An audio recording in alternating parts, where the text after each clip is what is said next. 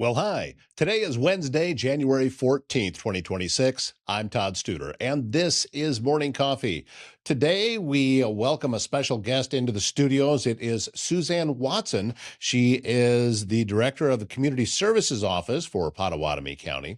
We're going to learn a little bit more about what she does there in her office and also a new way that residents with disabilities are receiving services. So, all of that is coming up on today's program. Bloomworks Floral in Council Bluffs has been bringing beauty to our community for years with fresh floral arrangements for every moment worth celebrating. And they specialize in creating wedding designs, stunning sympathy flowers, thoughtful gift bouquets, prom accessories, and even local delivery across Southwest Iowa and in the Omaha area. So whether you want blooms for a special event or just to brighten someone's day, Bloomworks Floral combines local charm with expert craftsmanship. Visit ebloomworks.com.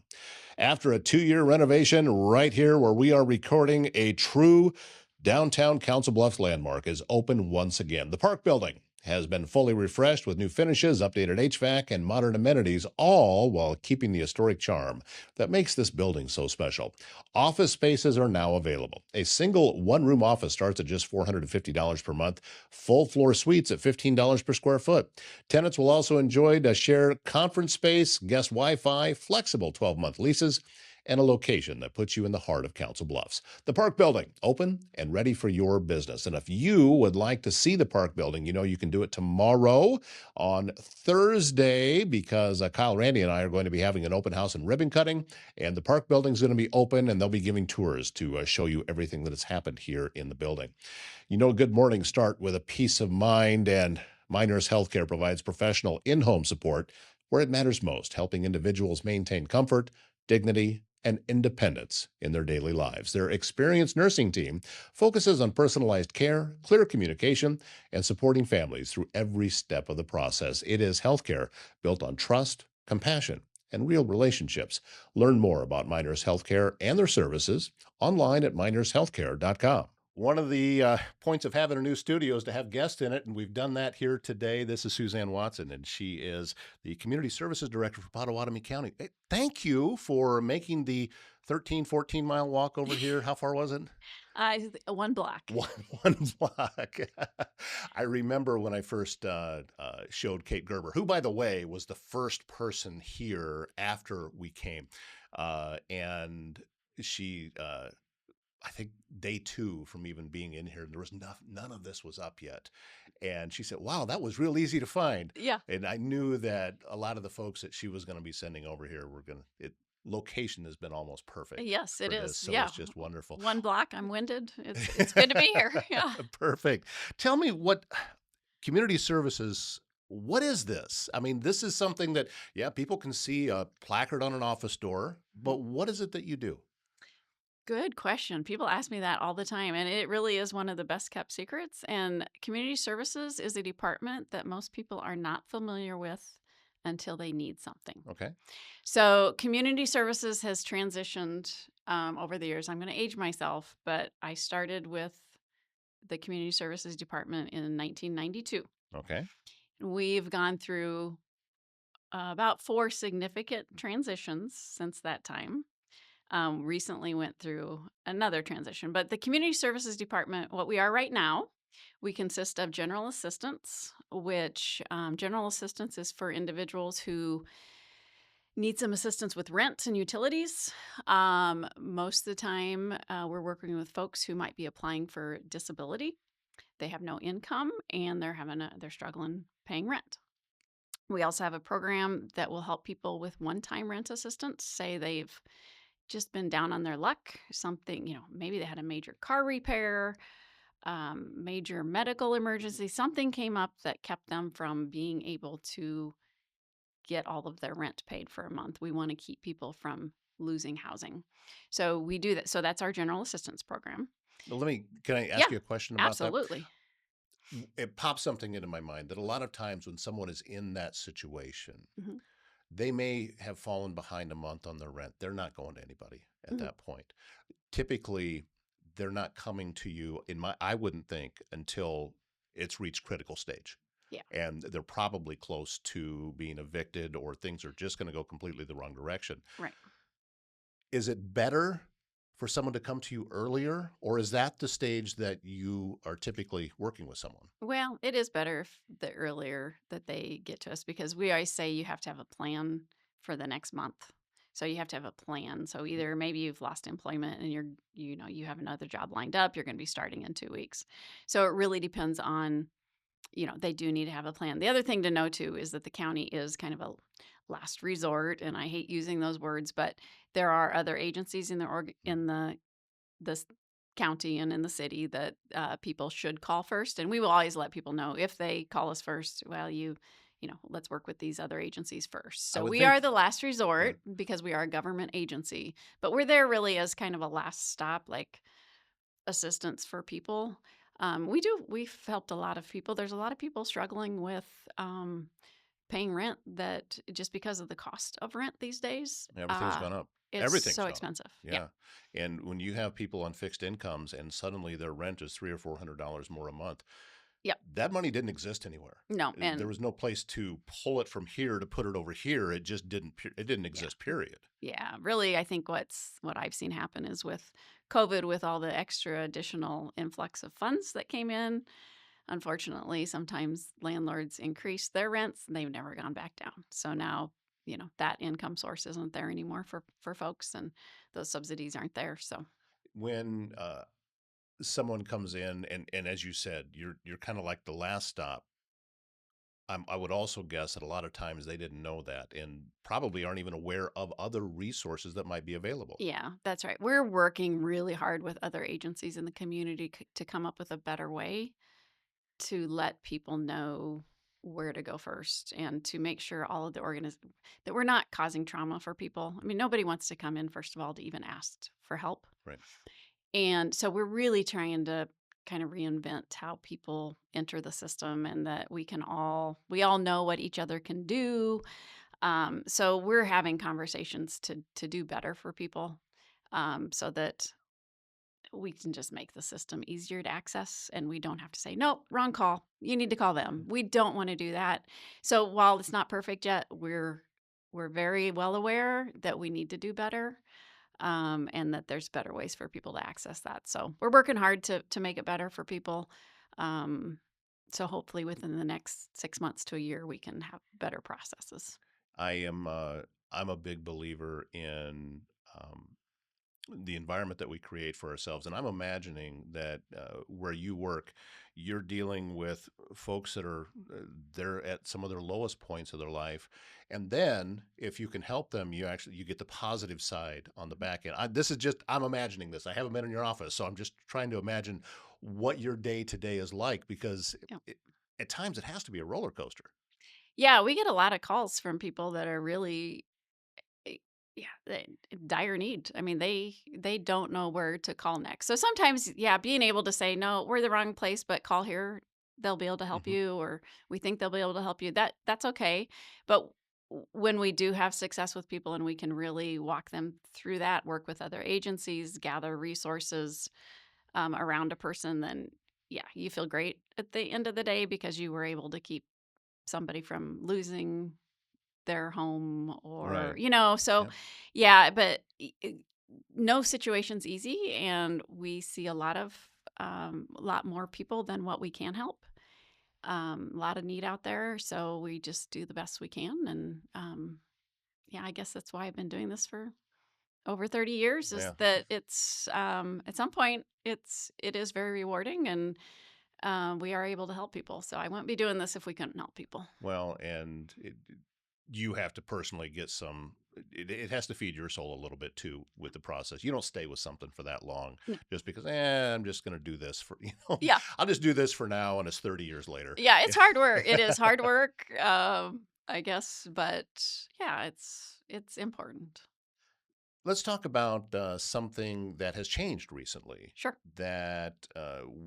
And this isn't just here in Pottawattamie County or in the courthouse. It's really statewide, isn't it? With Yep. disability access points. Yep, major changes. So This is one of the major changes that I talked about in my career here. The state's kind of transitioned the disability mental health system over the last several years. When I first started working for Pottawattamie County, I was brought in as what they called a targeted case manager. I was working as a social worker with individuals who a lot of times had an intellectual disability. There were really no Medicaid funded services at that time. The county was providing the funding for a lot of disability services. The funding came from the county tax dollars, from property tax dollars. Mhm. Eventually, more Medicaid dollars were brought into the state of Iowa. The services became more Medicaid funded. And so the system has changed kind of since all the Medicaid funds have rolled in. And really, I mean, it seems like a long time for me, but just over 30 years, you think, well, there weren't those types of services 30 years ago. But the county goes way back with mental health services into the 1800s, where we were paying for people in our mental health institutes. Mhm. So in Clarinda, Cherokee are large institutions. Yeah, there were several around them. Independence was another place. Independence, Yeah. Independence is still there, Mount Pleasant, and so Cherokee and Independence still remain. Clarinda shut down. Time flies. 7, 8 years ago, Right. and so the county has always had a piece of either funding or supporting individuals that I would call the most needy in our communities. So persons with those chronic mental health needs, people with intellectual disabilities, developmental disabilities. So that goes way back. And so when I look at the last 30 years plus, um, the transitions have happened really quickly. People have moved from those institutional care type placements to community-based placements. And so when I say community-based placements, it's, people no longer live in a building with 30 other people. They might live in an apartment and a house with 3 other people. Has this been And found to be better? I mean, yeah, is this an improvement? yeah, and it's a national model. I mean, really, the whole deinstitutionalization Mhm. movement. And of Yeah. course, there's good and bad about all. I could talk about both sides of that and my perspective of Right. what kind of got what kind of fell through the cracks with the deinstitutionalization and some of the homelessness that we see now, unfortunately. But really, for those with the most significant disabilities, it really has gotten people into the community. Staff come to their homes instead of staff going to a place to work where people are living. Okay. So really, that model has changed, and I think community-based services is something that is definitely here to stay. People want to live and work in the community, just like you and I. That's where people find, most of their happiness. Right. They can take care of their own home. They can cook and clean and go do whatever they want in the community, just like you and I. So a lot of those changes have been really good. And so as the system has changed, how the system is delivered, how it's paid for, who kind of helps coordinate care for people has changed as well. Back in 91, when I got my first job with the county, um, and the county was funding it, that lasted for, I don't know, 10, 15 years. And then we made this change to, well, counties can't do this anymore. We need to regionalize. So, what I had been working with in the last 10 years is we had become a mental health disability services region. So, we had 9 counties in Southwest Iowa that we kind of helped manage. Mostly the non Medicaid services for individuals. We helped people coordinate services, helped get them what they wanted, move through the system. We were doing a really good job of it, and I will say that I think that's one of the reasons we've transitioned to this new thing that the state has done.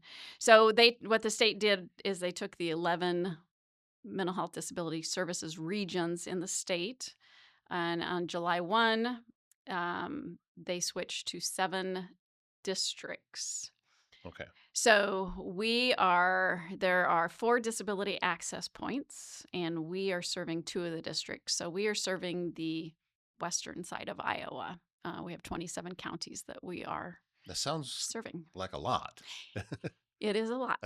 It is a lot. The last 6 months have been, probably, the most difficult, I would say, in my career as far as just the transition and just working so hard to make sure nobody got dropped from the system. Mhm. We had everybody in one, let's say, even computer system. We had all their information, and we had to get information from those other regions into these new districts. We had to make sure we captured all those individuals, that people that we were paying for as regions got into the new service system, that they all got transitioned over, that the providers knew how to bill the new way, that individuals knew who their new service navigator was.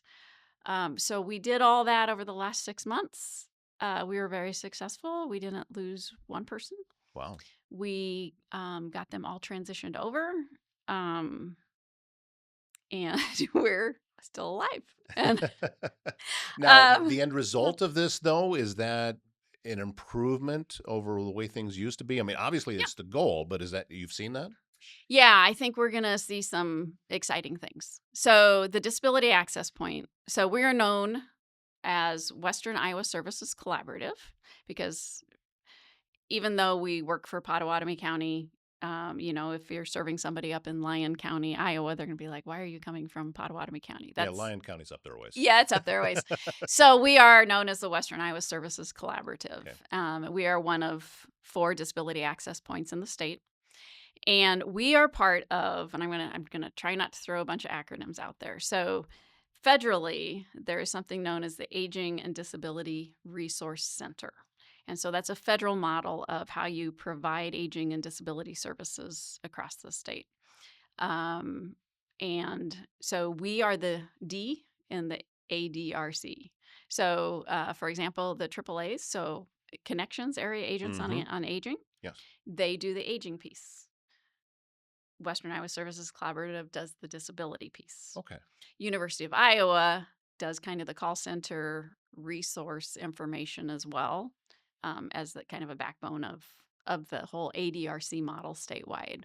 So, whereas before as a region, we served individuals who were intellectually disabled, chronic mental health concerns, developmental disabilities, some brain injury. Now we serve anybody with a disability. So now we can serve individuals with physical disabilities, again, long term mental health needs, Mhm. and still, any other developmental disability need. But we've expanded who we serve. What we don't do anymore, we don't do more of the short term crisis services that we used to do. That system moved over to what they're calling the Administrative Service Organization. Iowa Primary Care Association is doing that statewide. So they have another piece of the system out there. But what we're doing is kind of brand new. I mean, we are, I guess, think of us as the front door into disability services. Like if you didn't know where to go to start, like, hey, my son has a disability, he's 16, I haven't talked to anybody about adult services, who should I call? I don't know what to do. That would be us. So I guess any questions, any information and assistance people need with, I have somebody who might need this service, or they need a short-term service, or they need a long-term service. I don't even know where to start. I don't know how to fill out a Social Security application. How do I get on Medicaid? All the questions. That's why we're here, is to help, I guess, take some of the mystery out of how do you start down that path of getting services. Well, obviously, sitting in a studio and talking on a podcast is one way of getting knowledge of Mhm. what it is that you do out there. But what else have you done? I mean, because I would think that for many, they probably don't know that this is even an option. No, they don't. Yeah. Yeah, so which is why, yeah, this was a great opportunity. Yeah, I'd love to come and talk. I mean, we're just, like I said, we've just been in this 6-month transition of, oh gosh, we just got to make sure that we don't Right. lose anything. So now really begins the, hey, we're here. Like, this is what you use us for. This is what we're for, call us. This is how you start in the system. This is what we can do. So that will be our next big thing over the next 6 months, year, is making sure people know we're available. Trust me, I'm sure our disability service navigators, who are the people out there doing the work. They're meeting with people. They're going out and meeting with families. They're at our community access locations. They can, so that people can walk in. They can answer questions. They are our true people that do the work. We call them navigators because they're going to help you navigate the disability system. So really, we're going to be, I guess, just highlighting, making sure people know where to call, know where to get information, and so that we can keep providing that information for people. You can't be sitting in that office by yourself. I'm sure that you've got a great team with you. Yep. How has that process been about getting the right people plugged into the right places as all of this transition has happened? Because I'm assuming the duties have shifted a bit. Yeah, the duties have shifted. So we used to pay a lot of bills. That's not our business anymore. As the region, our budget was around $9 million. It was a lot of paying the providers. That's not our business anymore. So we don't have as much administrative staff anymore. What we have is more of our navigators. So fortunately, and I think why the system was able to transition to this new system is that we kept the people who know how to hook people up with services. Right. So we were fortunate enough, especially in District 4, which is our Southwest Iowa district, the individuals that were coordinators for our region have moved over to the disability access point. So the amount of knowledge that folks have, we have people in our office that have, easily worked there 25 years, know the community so well.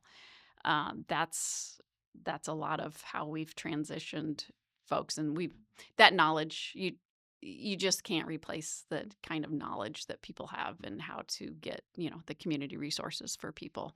So we continue to hire people, especially up in the northwest corner.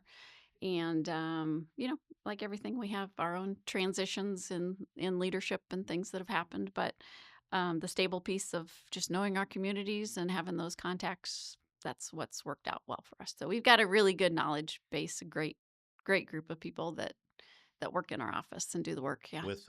With your personal position, does that create a lot of windshield time for you? Are you up and down Western Iowa quite a bit, or can you do this virtually? Yeah, I need to be out more. So I'm hoping now that I'm done writing plans and doing all the stuff you had to do to transition. There was a lot of writing and things I don't necessarily like to do. I'd rather be out doing this.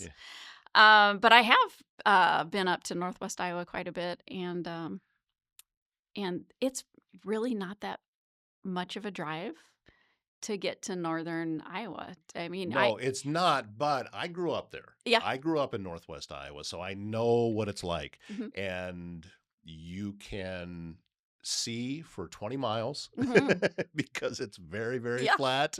When I was a kid, I used to know how far away we were from whatever town we were going to based on the grain elevator that was up in town, because they all had a unique shape. Yeah. But it is a lot of wide open spaces. Wide open, but they have some really nice new roads too.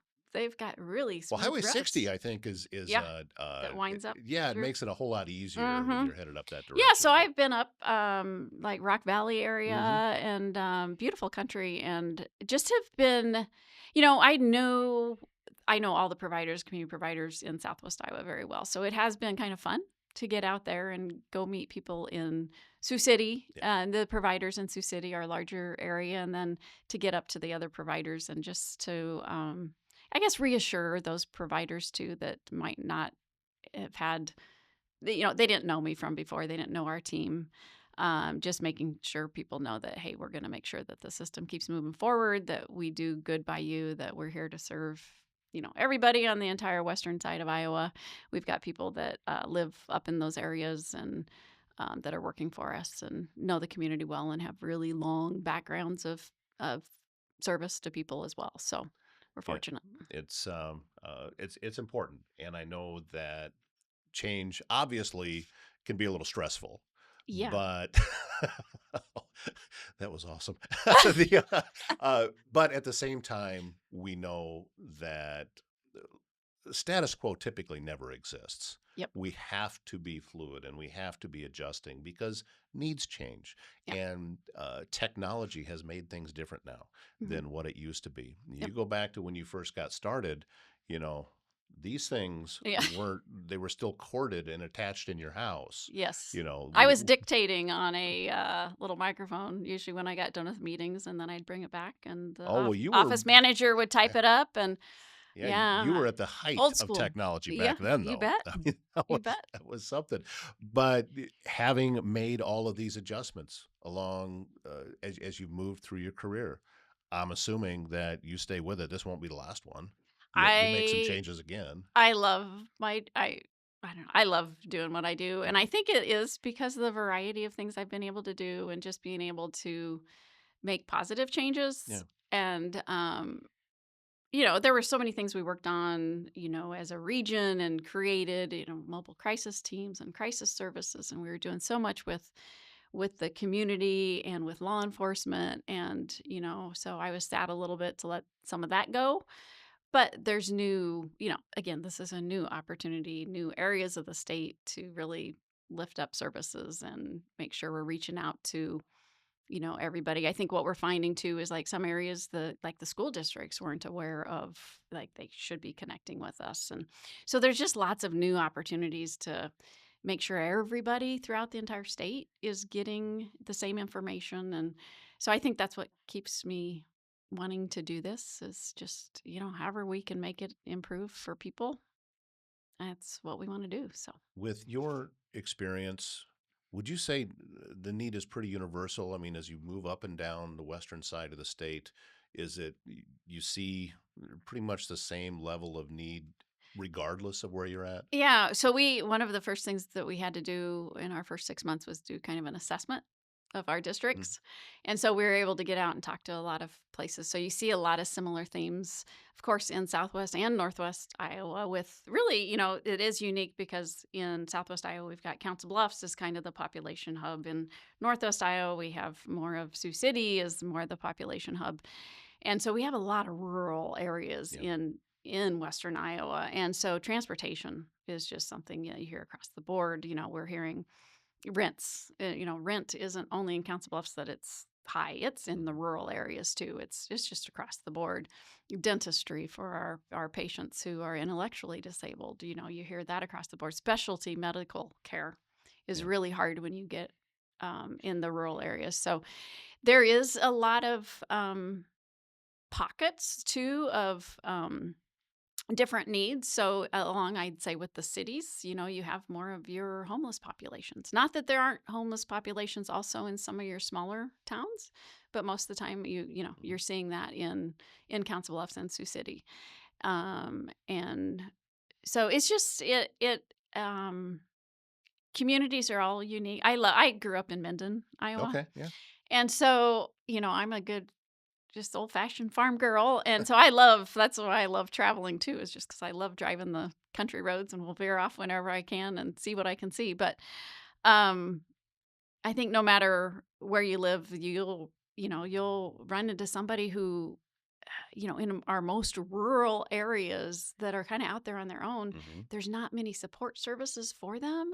And so then they have to make the decision, do I move closer to where there are supportive services, or am I okay with, being in the community, maybe not being able to get as much transportation as I want to get to places, but I like living in the country. And so, you have to be open to, people should live where they want to live and where they feel best. And, um, but you try to direct services to them, and you provide whatever you can and get them information. And that's really part of our job, is making sure they know what is available in their area, how far they're going to have to travel for it, or if people can come to them, or if it's too much of a distance. So it's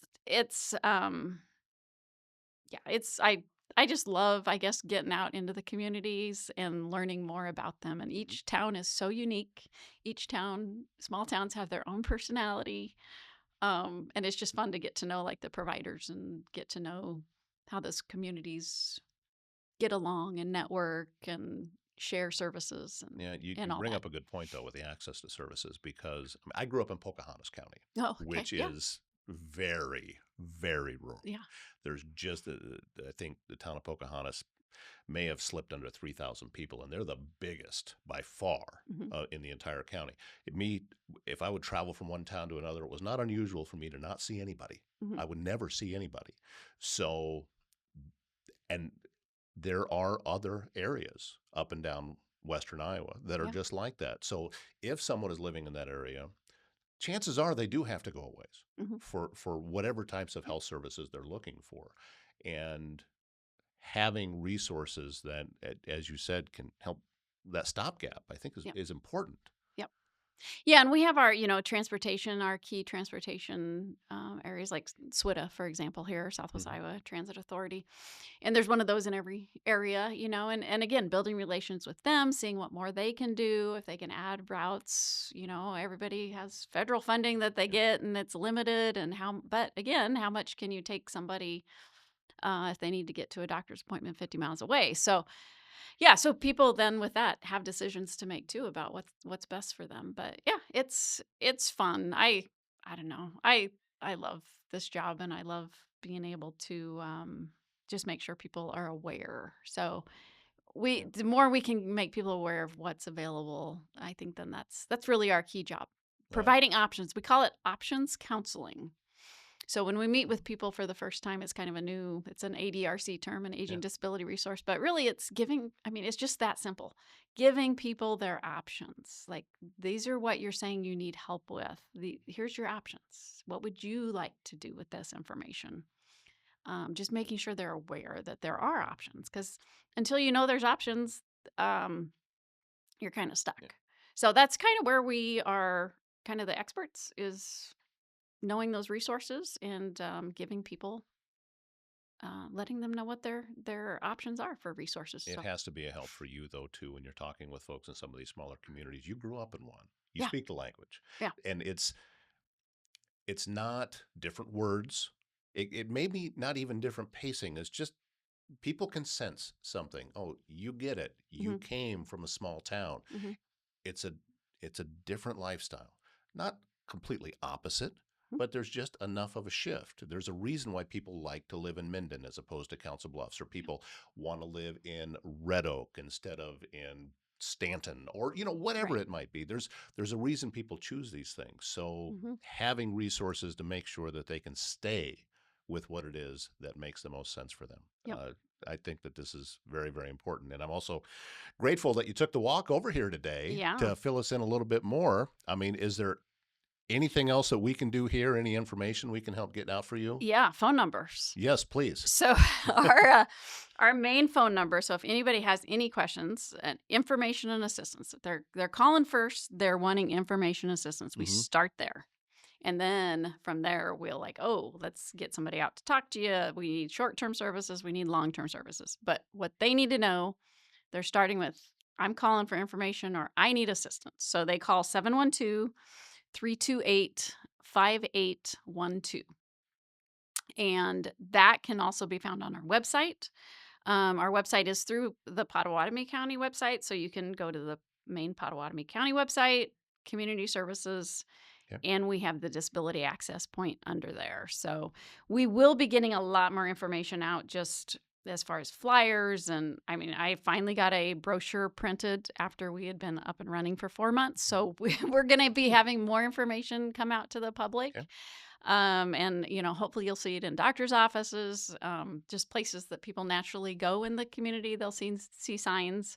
They can also Google the state of Iowa's Health and Human Service website. Not as easy to navigate, but they can find information. If they Google Disability Access Point, you will find the map.